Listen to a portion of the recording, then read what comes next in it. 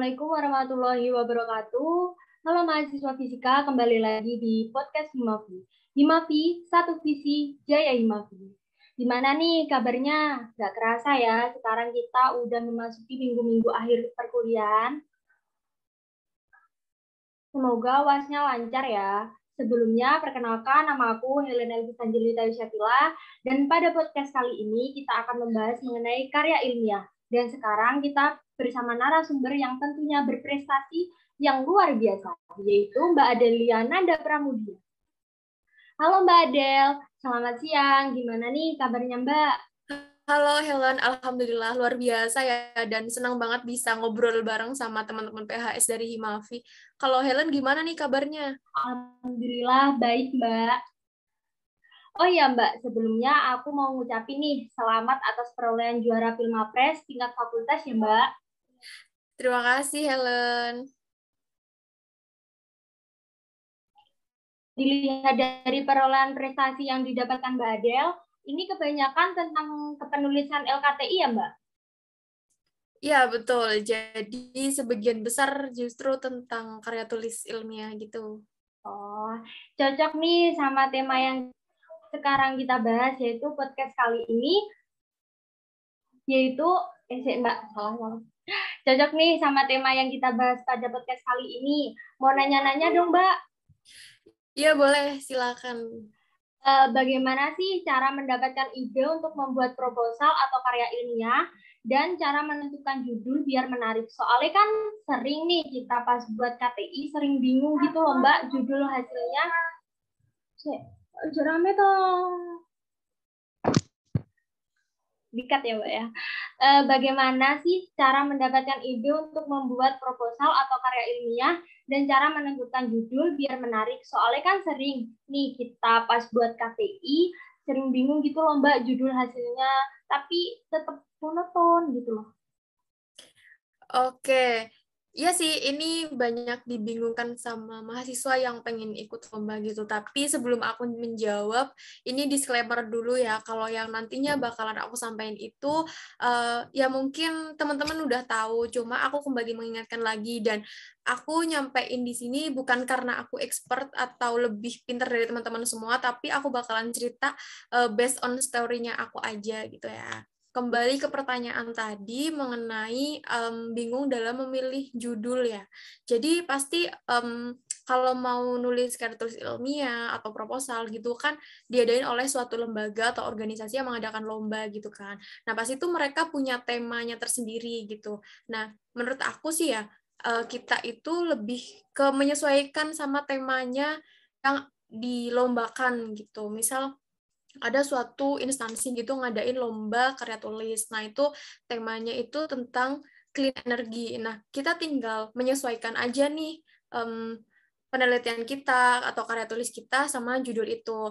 Nah, tapi yang perlu ditekankan itu kalau nulis karya tulis itu biasanya yang menjual adalah latar belakang permasalahan yang ada gitu. Jadi seberapa bisa kita karya tulis kita itu menyelesaikan permasalahan yang ada gitu. Jadi urgensi dari latar belakang dan permasalahan itu juga salah satu poin plus dalam karya tulis.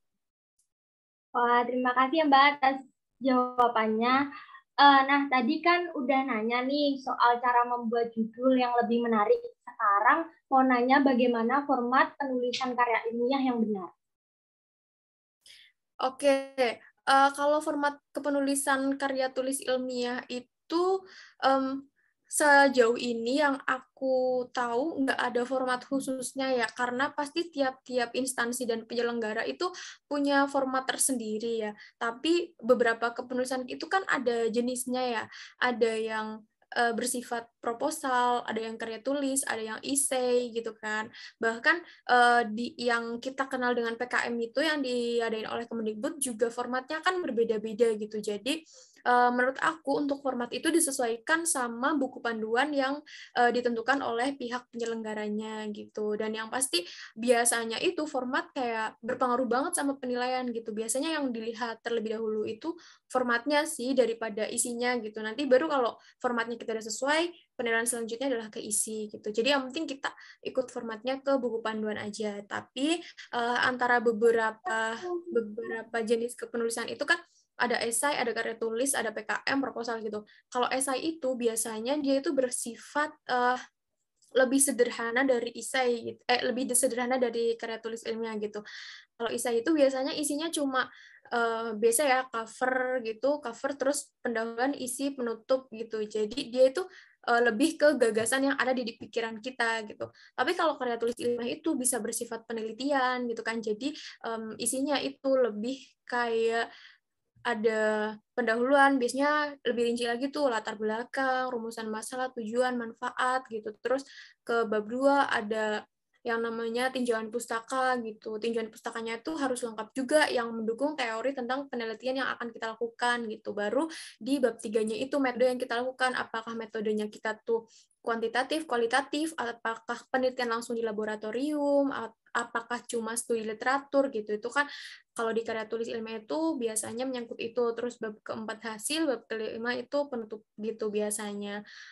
Terus sih biasanya kalau karya tulis ilmiah itu lebih rinci gitu. Nah, kalau proposal itu biasanya sifatnya itu seperti pengajuan ide gitu. Biasanya dia ditulis 4 bab, kalau enggak 3 bab gitu, tanpa ada hasilnya gitu. Baru kalau itu kayak PKM ya, PKM kan masuknya proposal juga kan tuh ya. PKM juga formatnya ada beda-beda gitu, PKM GT seperti apa, PKM KC seperti apa, dan seterusnya gitu sih Helen. Terima kasih Mbak atas jawabannya. Lanjut ya Mbak, kan Mbak Adel sering nih buat karya ini, pasti ada kesulitannya. Menurut Mbak Adel sendiri, kesulitan saat menyusun karya ilmiah itu seperti apa sih Mbak? Dan solusi apa yang Mbak dapat lakukan? Oke, baik. Untuk kesulitan-kesulitan yang aku alami ya selama ini sih, yang pertama itu bukan kesulitan untuk menemukan ide, tapi lebih kesulitan dalam menemukan partner dalam menulis gitu sih. Jadi, kalau aku mengalami kesulitan partner atau kesulitan ngajak temen gitu, biasanya aku langsung ini nih, langsung ngincer satu anak gitu. Misal, aku punya ide gitu kan, idenya itu ada kaitannya sama bisnis manajemen gitu. Ya udah, aku langsung cari aja tuh di Instagram atau di media sosial lainnya, LinkedIn mungkin anak-anak yang emang biasa ikut lomba dan dia merupakan dari FIB atau fakultas terkait dengan idenya aku gitu. Biasanya aku mencari teman seperti itu sih, kayak nanti aku bisa DM gitu ngajak, halo Kak, perkenalkan aku Adel bla bla bla gitu.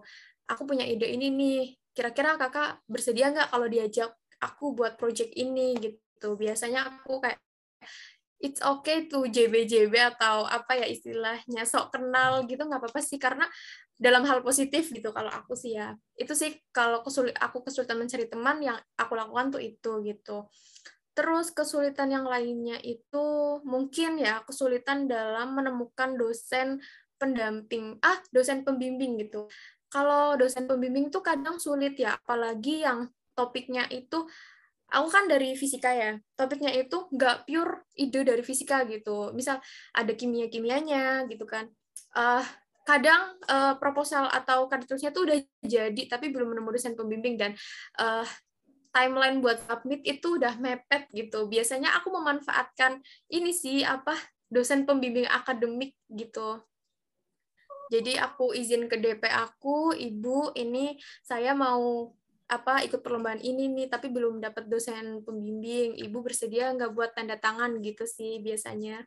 Karena itu udah mepet tapi belum dapat dosen pembimbing gitu. Tapi itu jangan untuk ditiru ya teman-teman, karena sebaiknya itu dosen pembimbing itu ada dari awal gitu.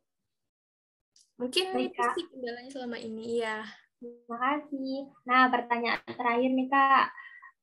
Tips and trick menulis karya ilmiah tuh seperti apa sih, Mbak? Tips and trik menulis karya ilmiah.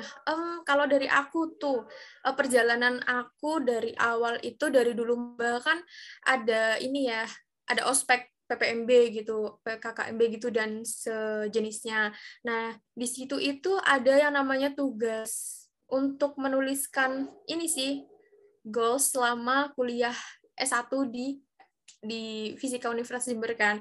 Nah, di situ aku tuh kayak nulis keinginan-keinginanku tuh apa aja gitu. Aku tulis tuh dari A sampai Z.